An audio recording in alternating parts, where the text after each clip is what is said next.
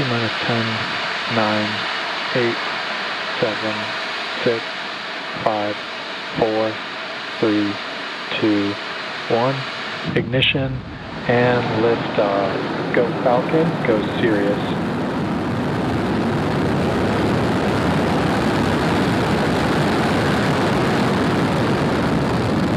Vehicles pitching downrange. Stage 1 propulsion is nominal.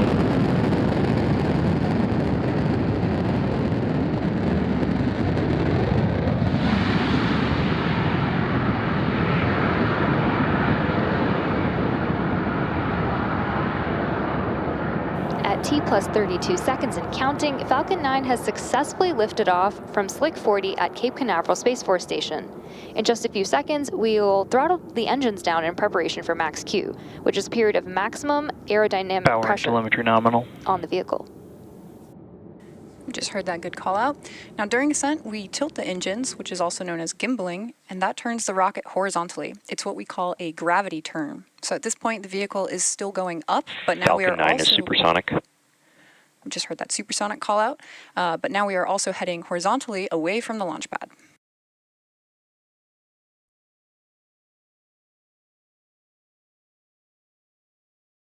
Max Q. So the rocket has now just passed through max Q, where it experiences the greatest mechanical stress in flight. The rocket typically needs to go 17,500 miles per hour horizontally in order to avoid being pulled back down to Earth and get into orbit. You can keep an eye on the Stage 1 telemetry on the bottom of your screen.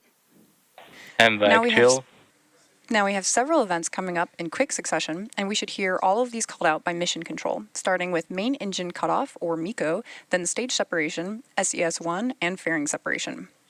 MECO is where we shut down all 9 M1D engines on the first stage. Stage separation is when the first and second stages of Falcon separate from one another. And second engine start 1, or SES-1, is when we'll light the MVAC engine on the second stage for the first time. Less than a minute after that, the fairing will then jettison from the second stage, as it's no longer needed to protect the payload once we're in space. So keep an eye out for these events that are going to happen back to back, all coming up in about 15 seconds from now.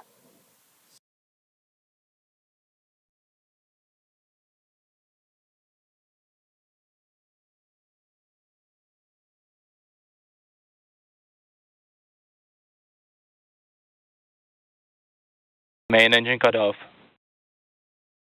Stage separation confirmed.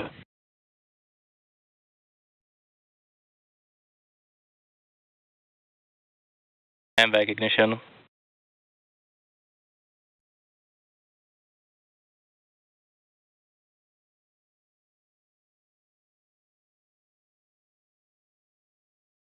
And there you heard and saw those events that happened back to back, which again were MECO, stage separation, and SES-1. Next up will be fairing separation, coming up in about 20 seconds here.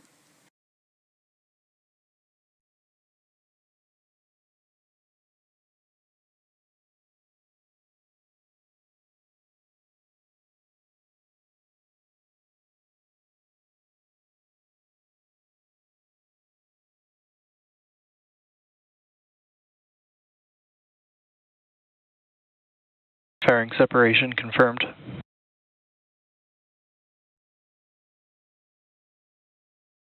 And there we heard fairing separation confirmed and saw that fairing separating. Now, as we mentioned earlier, we will be attempting to retrieve these fairing halves again once they fall back to Earth. They will be taken back to shore by our ocean recovery vessel, Doug.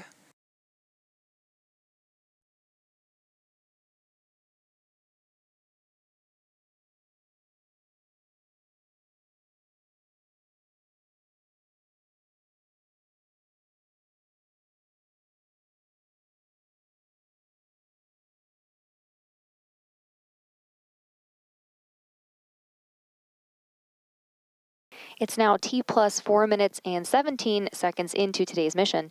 At about T plus 6 minutes, you should see on your screen the first Both stage. vehicles are on nominal trajectories. The first stage is entry burn. Great call out there. To start the entry burn, we will relight 3 M1D engines, starting with the center engine, known as E9, followed shortly after by the E1 and E5 engines, which is similar to pumping the brakes to slow down the vehicle as it passes back into the Earth's atmosphere. We need to slow we need to slow down to reduce re-entry forces, which then helps us recover and reuse the first stage. During the entry burn, Falcon 9 is decelerating by firing its Merlin engines, but we are still moving really fast. This causes the vehicle to fly through Merlin's exhaust gases, also known as the rocket's plume, which deposits a layer of soot onto the vehicle's surface. That soot comes from the carbon-based fuel that Falcon 9 uses, and with each flight, the soot builds up a little bit more on the outside of the vehicle. And oftentimes, prior to launch, you can see that soot from prior flights on the first stage. Now, as you can see on your screen, the second stage is still picking up speed and heading to its destined orbit. We're going just over 13,000 kilometers an hour here.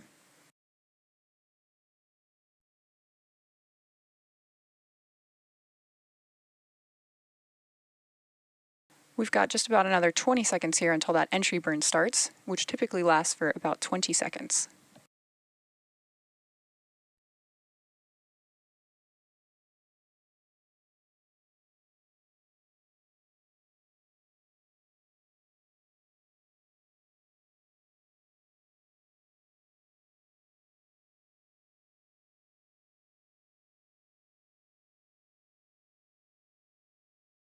Stage 1 entry burn startup. Stage 1 FTS has saved. So engines 1, 5, and 9 have all relit for the entry burn. The Falcon 9 first stage that is supporting today's mission is performing this entry burn for its 8th time. Reusability is key to lowering the cost of spaceflight, which enables more investments in critical scientific research. Stage 1 entry burn shuts down. The Merlins on the first stage are optimized for sea level. These achieve 190,000 pounds of thrust each during ascent and descent. At liftoff, Falcon 9's first stage has thrust greater than 5 747 airplanes at full power. The MVAC engine, which has a much wider nozzle than the M1D, is optimized to 220,000 pounds of thrust in vacuum. Coming up next, we will start our landing burn on the first stage, followed quickly by MVAC engine shutdown on the second stage.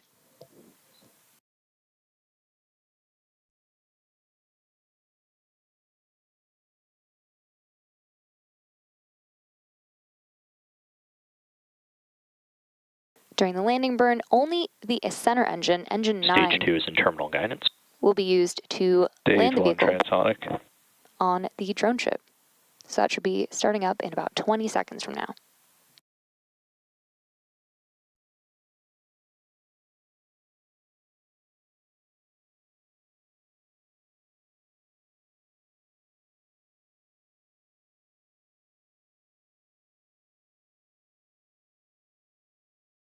Stage 1 landing burn. Stage 2 FTS is saved.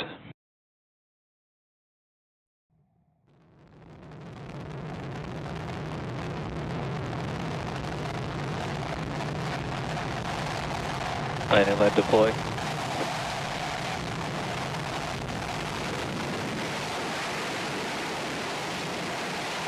Stage 1 landing confirmed. Nominal orbit insertion. So we just had confirmation of nominal orbital insertion for the second stage. And with that successful landing of the booster, this was the 8th launch and landing for this first stage, which previously launched Crew 9, RRT-1, Firefly Blue Ghost Mission 1, From 2, and 3 Starlink missions. So with that, stage 2 is embarking on its coast phase, after which the MVAC engine will relight for a second time at about T plus 26 minutes. And that will be followed by payload deploy. We're going to take a quick break here and leave you with some nice space tunes. We'll see you back here in about 15 minutes.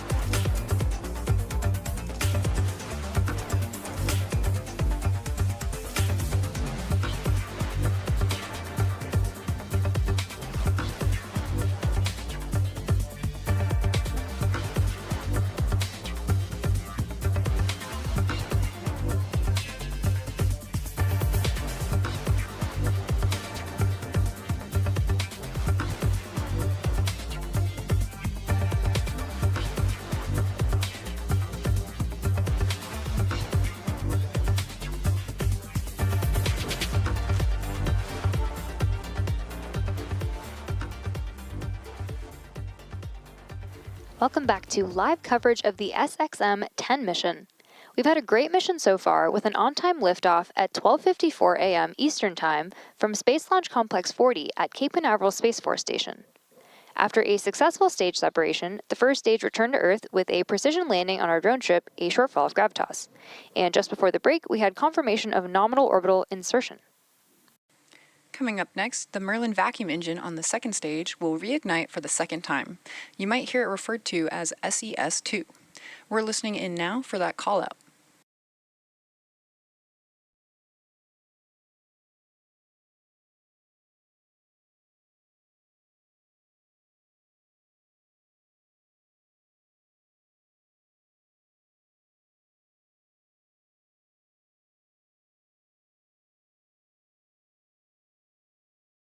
MVAC ignition.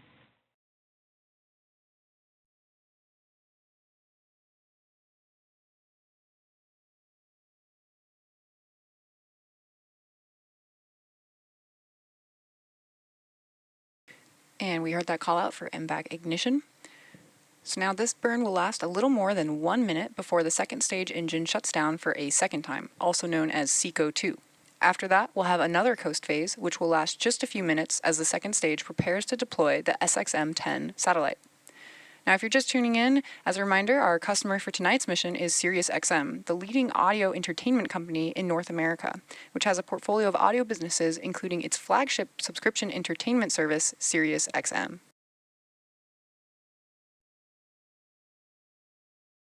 MVAC shutdown. And with that second shutdown of the MVAC engine, the second stage is going to coast for about 6 minutes. We're going to take a short break for that coast, and we'll be back for deployment of the SXM-10 satellite. See you in a couple. Nominal orbit insertion.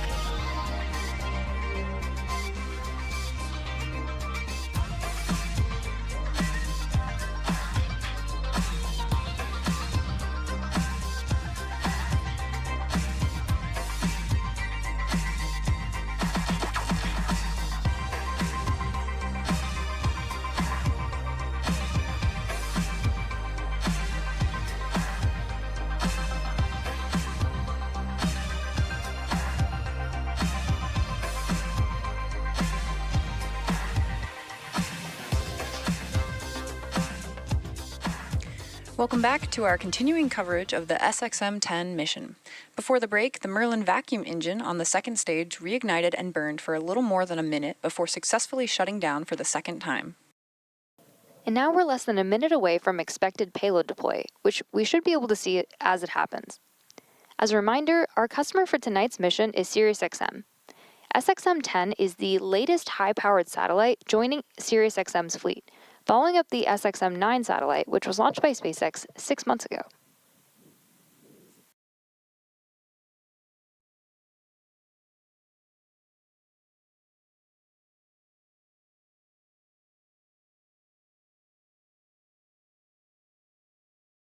We have a great view of the payload and should have a great view of payload deploy in just a couple seconds from now.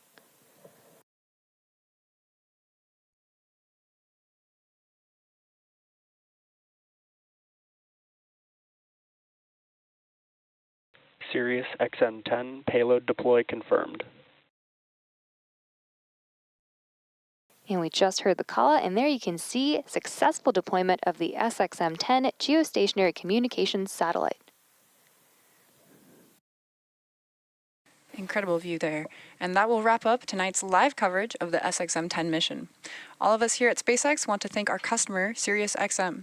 We also want to thank the Eastern Range and Federal Aviation Administration for supporting today's mission.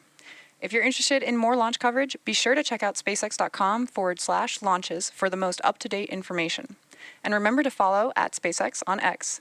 Thank you for tuning in, and we'll see you again soon.